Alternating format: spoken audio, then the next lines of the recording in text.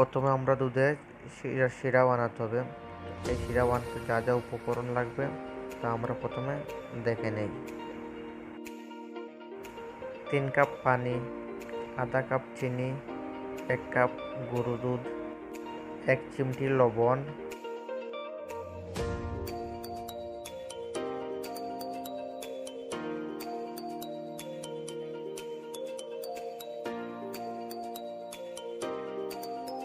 উপকরণগুলো দেওয়া হয়ে গেলে এইবার একটু নাড়ুন ভালো করে, যাতে সবগুলা পুরোপুরি মিক্স হয়ে যায় পানির সাথে।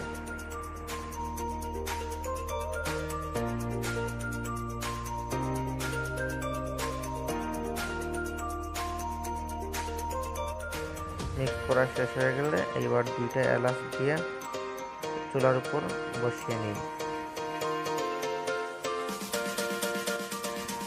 ব্লক আসা পর্যন্ত অপেক্ষা করুন। এমন বেশি ঘন করতে হবে না, এই কি এমনিতেই ঘন আছে, আপনারা একটু নাড়তে থাকুন, তাহলে মিশ্রণগুলো ভালো মতো মিক্স হয়ে যাবে।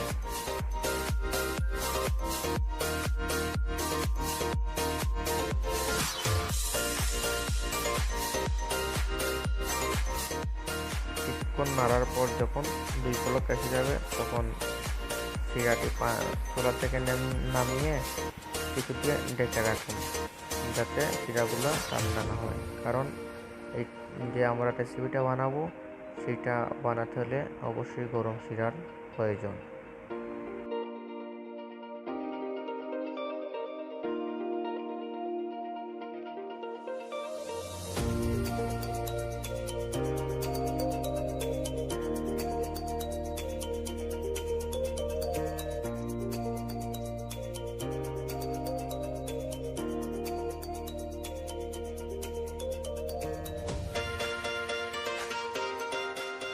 এবার আমরা 1 কাপ সুজি নিব, 3টে ডিম নিব,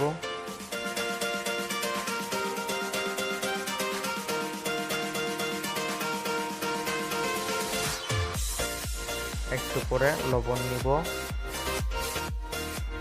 এবার ডিমগুলো ভালো করে ফেটিয়ে নিন।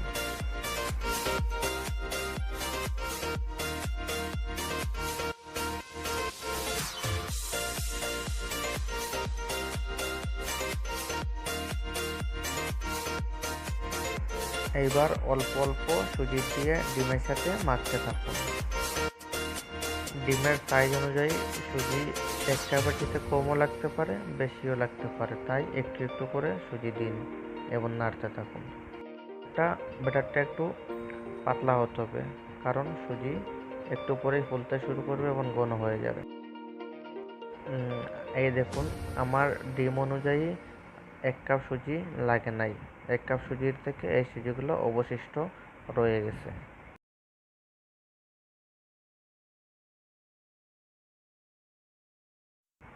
কামি মাখতে মাখতে তেল গরম হতে দিয়ে দিন। ব্যাটারটা মাখানোর সাথে সাথে তেলে দিয়ে দিতে হবে, না হলে এটা ঘন হয়ে যাবে, তাহলে আর আমাদের রেসিপিটা সুন্দর হবে না।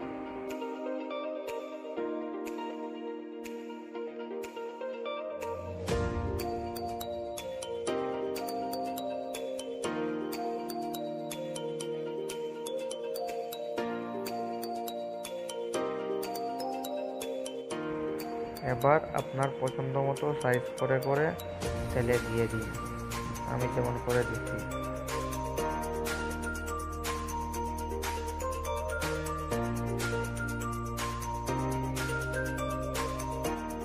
এটা বেশিক্ষণ তেলে ভাজা যাবে না, তাই তেলে দেওয়ার কিছুক্ষণের মধ্যেই উল্টে পাল্টে ভেজিয়ে নামিয়ে ফেলুন।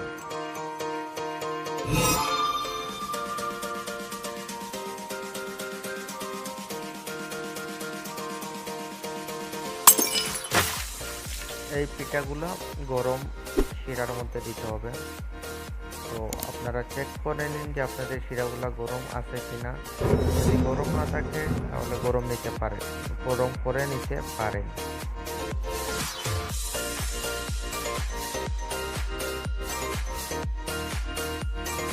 শিরাগুলা গরম করা হয়ে গেলে বা গরম থাকলে শিরায় এরকম করে দিয়ে দিন। দেওয়া শেষ হয়ে গেলে সুন্দর করে ঢেকে রেখে দিন।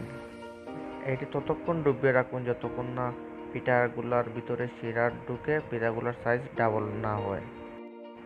কয়েক ঘন্টা পর দেখতে পাবেন রসমালাইয়ের মতো একদম নরম তুলতুলে একটা রেসিপি তৈরি হয়ে গেল। পিঠা হিসেবে পরিবেশন করতে পারেন, আবার রসমালাই হিসেবে পরিবেশন করতে পারেন। খেতে কিন্তু বেশ সুস্বাদু হবে। আর রেসিপিটা ভালো লাগলে অবশ্যই লাইক, কমেন্ট, শেয়ার করবেন এবং সাবস্ক্রাইব করে পাশে থাকবেন এবং সেই সাথে উপভোগ করবেন নতুন নতুন রেসিপি এবং নতুন নতুন ভিডিও। সবাই ভালো থাকবেন, সুস্থ থাকবেন। আল্লাহ হাফেজ।